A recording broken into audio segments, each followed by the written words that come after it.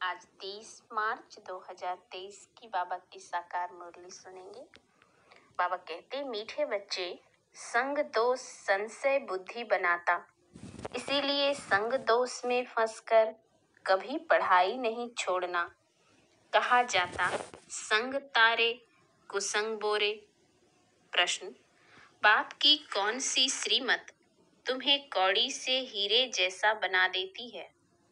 उत्तर, बाप की श्रीमत है, बच्चे घर गृहस्थ में रहते हुए कमल फूल समान रहो।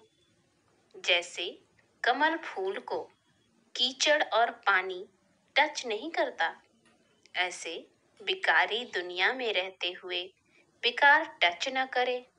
यह तुम्हारा अंतिम जन्म है, निर्विकारी दुनिया में चलना है, इसीलिए पवित्र बनो। इसी एक श्रीमत से तुम कौड़ी से हीरे जैसा बन जाएंगे, स्वर्ग का मालिक बन जाएंगे। गीत, मुझको सहारा देने वाले, दिल कहे तेरा शुक्रिया। ओम शांति।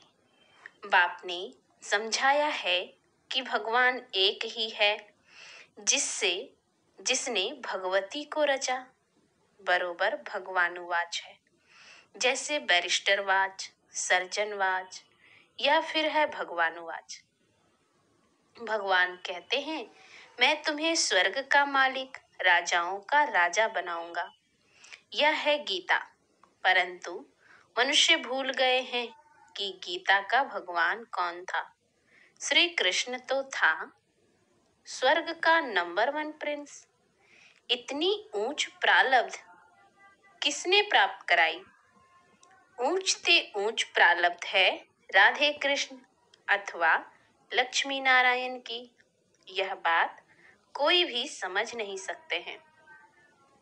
राधे कृष्ण स्वयंवर के बाद लक्ष्मी नारायण बनते हैं। उन्हों को यह ऊंच पद किसने दिया?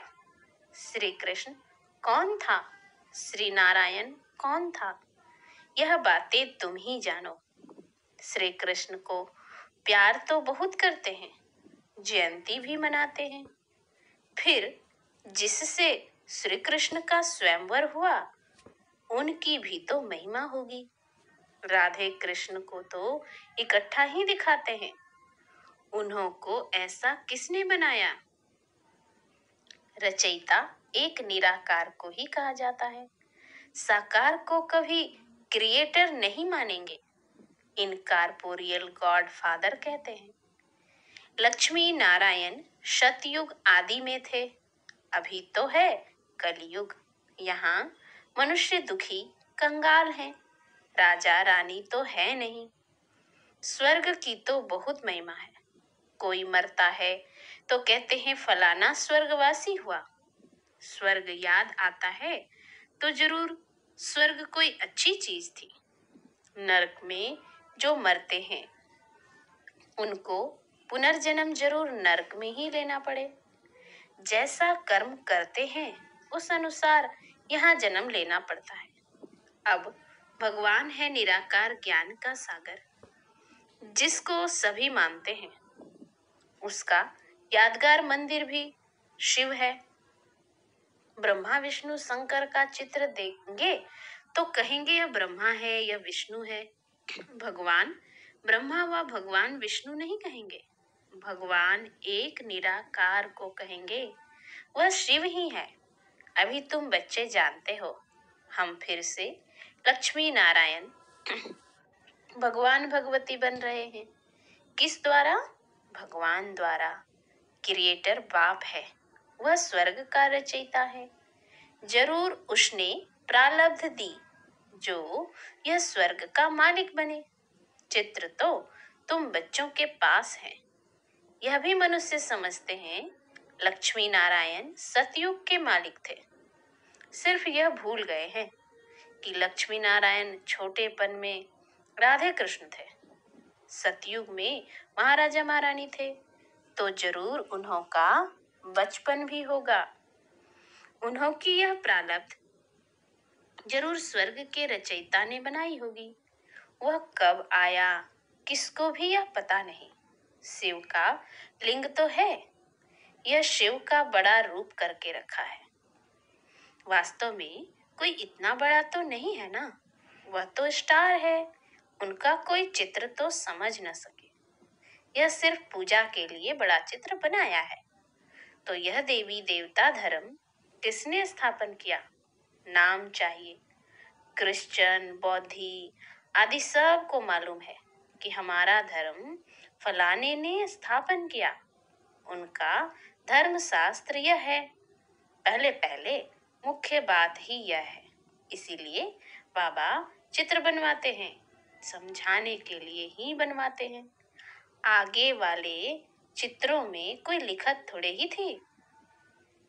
यह तो समझाया है स्वर्ग का रचयिता है परम पिता परमात्मा, स्वर्ग में है सदा सुख। क्या इतने सब मनुष्य वहां होंगे? झाड़ पहले छोटा होता है, फिर बढ़ता जाता है। स्वर्ग में बहुत थोड़े होंगे, नरक में बहुत हैं। स्वर्ग में सिर्फ देवी देवताओं की राजधानी थी, यह और कोई नहीं जानते। पूछना चाहिए, यह सृष्टि का चक्र कैसे फिरता है? 5000 वर्ष पहले बरोबर यहाँ लक्ष्मी नारायण का राज्य था। उसको स्वर्ग कहा जाता था। वह पास्ट हो गया। नई दुनिया जो थी वह अब पुरानी नर्क हो गई है। अच्छा, फिर क्या होगा? फिर स्वर्ग आएगा। भक्त याद करते हैं स्वर्ग व मुक्ति धाम को। क्यों याद करते हैं? क्योंकि यहाँ दुखी है। स्वर्ग में तो सदैव सुख होता है। बाप थोड़े ही बच्चों को रचकर दुखी बनाएंगे। यह तो हो नहीं सकता। तुम जानते हो, सतयुग से त्रेता, द्वापर, कलयुग होना है। सतयुग का अंत, त्रेता के आदि का संगम कोई कल्याणकारी नहीं है। क्योंकि सतयुग में जो 16 कला संपूर्ण है, वही देवी देवता फिर 14 कला बन जाते हैं। तो वह कल्याणकारी युग थोड़े ही हुआ। फिर त्रेता के अंत, द्वापर युग के आदि का भी संगम हुआ, परंतु उसमें भी कलाएं कम होती हैं। सतो प्रधान से सतो, रजो, तमो में गिरते हैं। तमो प्रधान बनना ही है। तो इस समय सारी दुनिया दुखी है। इसको कहा जाता है ऑर्फन्स की दुनिया। ऑर्फन्स माना निधन। कोई धनी धोनी नहीं, घर में माँ बाप नहीं होते हैं, तो सभी आपस में लड़ने लग पड़ते हैं। तो कहा जाता है तुम तो निधन के हो। वह है हद की बात, अभी यह है बेहद की बात। सारी दुनिया का कोई धनी धोनी नहीं है। मनुष्य मनुष्य में लड़ते हैं, जानवर भी लड़ते हैं। कोई धनी धोनी नहीं है। धनी है बाप रचयिता। उनके आने से ही सब बच्चे धन के बन जाते हैं। बाप बच्चों को शांति धाम और फिर सुख धाम ले जाते हैं। पहले सतो प्रधान, फिर सतो, रजो, तमो। हर एक चीज ऐसे ही होती है। छोटे बच्चे भी सतो प्रधान हैं, इसीलिए प्रिय लगते हैं। वही बच्चे अगर शिक्षा नहीं मिलती है तो माँ बाप को तंग करने लग पड़ते हैं। तंग तो होते हैं ना, लड़ते झगड़ते बीमार हो पड़ते हैं।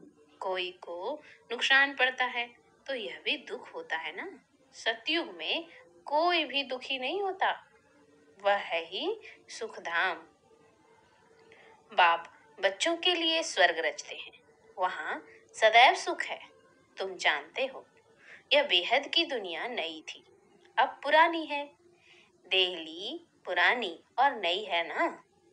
पुरानी अलग है, नई अलग है। नई देहली कितनी अच्छी देखने में आती है। ऐसे नहीं कि पुराने को कोई उड़ा देंगे, फिर रहेंगे कहाँ। यहाँ नई पुरानी दोनों है अभी के समय में। फिर यह पुरानी टूट करके नई बनेगी, जिसको ही स्वर्ग कहा जाता है। दिल्ली को ही परिस्तान कहते हैं। इस समय है कब्रिस्तान। सतयुग में लक्ष्मी नारायण का राज्य था। दिल्ली परिस्तान थी, स्वर्ग थी। अब नरक है। बाप खुद स्वर्ग का मालिक नहीं बनते हैं, बच्चों को बनाते हैं। तुम कहते हो बाबा हमको फिर से स्वर्ग का मालिक बना रहे हैं। इतने सब निश्चय बुद्धि हैं, तो देखकर निश्चय बुद्धि बनना चाहिए। कोई लंदन देखकर आवे और वर्णन करे तो ऐसे थोड़ी कहेंगे हम जब देखे तब माने। यहाँ तो इतने सब बच्चे कहते हैं हमको भगवान पढ़ाते हैं, तो झूठ तो नहीं बोल सकते। परंतु भाग्य में नहीं होगा तो बुद्धि में बैठेगा नहीं। बाप कहते हैं इसमें छोड़ना कुछ भी नहीं है। यह है अंतिम जन्म। गृहस्थ व्यवहार में रहते कमल फूल समान पवित्र रहना है। यह है मृत्यु लोक, वह है अमर लोक। गाया जाता है संपूर्ण निर्विकारी दुनिया, वहाँ विकार होता नहीं।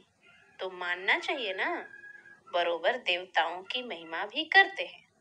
सम सर्वगुण संपन्न 16 कला संपन्न, वह था ही वाइसलेस वर्ल्ड। अच्छा, बच्चे तो पैदा होते होंगे, जरूर कोई युक्ति होगी। विकार से नहीं होते, वहाँ यह पॉइजन होता नहीं। यहाँ है संपूर्ण विकारी, वहाँ है संपूर्ण पावन। यथा राजा रानी तथा प्रजा, इसमें तुमको संशय क्यों पड़ता है? वहाँ की जो रस्म रिवाज होगी उसी अनुसार बच्चे पैदा होंगे। वहाँ विकार होता नहीं। यह नेचर इस मृत्यु लोक का है। वहाँ तो कोई दुख देते नहीं। जानवर भी एक दो को दुख नहीं देते, वह भी ऐसे ही पैदा होंगे। अब तुमको चाहिए क्या? शांति चाहिए तो अपने को आत्मा समझ बाप को याद करो, तो मेरे पास चले आएंगे। जो स्वर्ग में आने वाले होंगे वह कहेंगे हम तो ज्ञान जरूर लेंगे, सुख जरूर लेंगे, बाप से स्वर्ग का वर्षा लेना है। तुम जानते हो हम बेहद के बाप से बेहद का वर्षा ले रहे हैं, बाप की श्रीमत पर चल रहे हैं। चलते चलते फिर कहाँ उल्टा सुल्टा तूफान आता है तो निश्चय टूट पड़ता है। माया से हार खा लेते हैं। बाप कहते हैं कल्प पहले भी ऐसे वर्षा लेते लेते हार खा ली थी, विकार में फंस गया था। गाया भी हुआ है संग तारे कुसंग बोरे, यह है सत का संग। उनकी श्रीमत पर चलने से हम नई दुनिया में आ जाएंगे। निश्चय में संशय आ जाता है तो वर्षा मिल न सके। ऐसे बहुतों को निश्चय होते होते फिर संशय बुद्धि हो जाते हैं। तो माता पिता कहते हो फिर उनको छोड़ देते। यह भी ड्रामा में नूंद है। शिव बाबा के बने फिर ऐसे बाप को फारकती देवंती हो जाते। तुम्हें ईश्वर का बनना है या रावण का? लड़ाई है ना। कोई तो माया पर जीत प्राप्त कर समझते हैं बाबा से वर्षा जरूर लेना है, श्रीमत पर चलते रहते हैं। एल्बम भी तुम्हारे पास है। जिन सभी बच्चों ने प्रतिज्ञा की है कि हमको गृहस्थ व्यवहार में रहते कमल फूल समान पवित्र रहना है, कमल फूल को पानी टच नहीं करता है।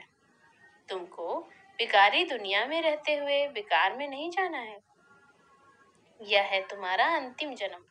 अपने को निर्विकारी बनाने से तुम निर्विकारी दुनिया में चले जाएंगे। पवित्र बनना तो बहुत अच्छा है। बाप कहते हैं कि मेरे द्वारा तुम पवित्र बनेंगे तो स्वर्ग पवित्र दुनिया का मालिक बनेंगे। पतित दुनिया अब विनाश होनी है। कितना सहज समझाते हैं। ब्रह्मा द्वारा स्वर्ग की स्थापना सो तो हो रही है, बाकी सब हिसाब किताब चुकतू कर मुक्ति धाम चले जाएंगे। सतयुग में तुमको सच्चा सुख मिलता है। वैकुंठ का नाम तो मशहूर है, बरोबर लक्ष्मी नारायण का राज्य था। मनुष्यों को तो कुछ भी पता नहीं, कुछ भी पता नहीं है। सन्यासी खुद निर्विकारी बनते हैं तो विकारी लोग उनकी पूजा करते हैं। विकारी आत्मा बनती है परमात्मा नहीं। वह समझते हैं हम निर्विकारी बन परमात्मा बन जाते हैं। तो भी दो चीज तो है ना, आत्मा और परमात्मा। विकारी को तो परमात्मा नहीं कहा जाता। वह समझते हैं हम निर्विकारी बन परमात्मा बन जाएंगे। बाप कहते हैं ऐसे तो हो नहीं सकता, कोई भी मिल नहीं सकता। मैं आकर सबको वापस ले जाऊंगा। निशानी भी है, महाभारी लड़ाई। बच्चों को राजयोग सिखा रहा हूँ। महाभारी लड़ाई है तो भगवान भी जरूर होना चाहिए, जो सभी झंझटों को हटाए, सभी के झगड़े खत्म कर दे। सर्वशक्तिमान तो बाप है ना। कहते हैं अगर तुम मेरी मत पर चलेंगे तो मैं तुमको स्वर्ग का मालिक बनाऊंगा। कल्प कल्प तुम मेरी श्रीमत से ऐसे श्रेष्ठ बनते हो। आधा कल्प बाद जब मेरी मत पूरी हो, आसुरी मत शुरू होती है, तो तुम कंगाल कौड़ी जैसे बन पड़ते हो। अब फिर तुमको कौड़ी से हीरे जैसा बनाता हूं, तो श्रीमत पर चलना चाहिए ना। बाबा कितना सहज समझाते हैं। अच्छा, मीठे मीठे सिकलधे बच्चों प्रति माता पिता बाप दादा का याद प्यार और गुड मॉर्निंग। रूहानी बाप की रूहानी बच्चों को नमस्ते। हम रूहानी बच्चों की रूहानी बाप दादा को याद प्यार गुड मॉर्निंग और नमस्ते नमस्ते नमस्ते। धारणा के लिए मुख्य सार। किसी भी तूफान के कारण निश्चय में कमी न आए, इसके लिए संग दोष से अपनी संभाल करनी है। श्रीमत पर पूरा पूरा चलना है। दूसरा, इस अंतिम जन्म में श्रीमत पर संपूर्ण निर्विकारी जरूर बनना है।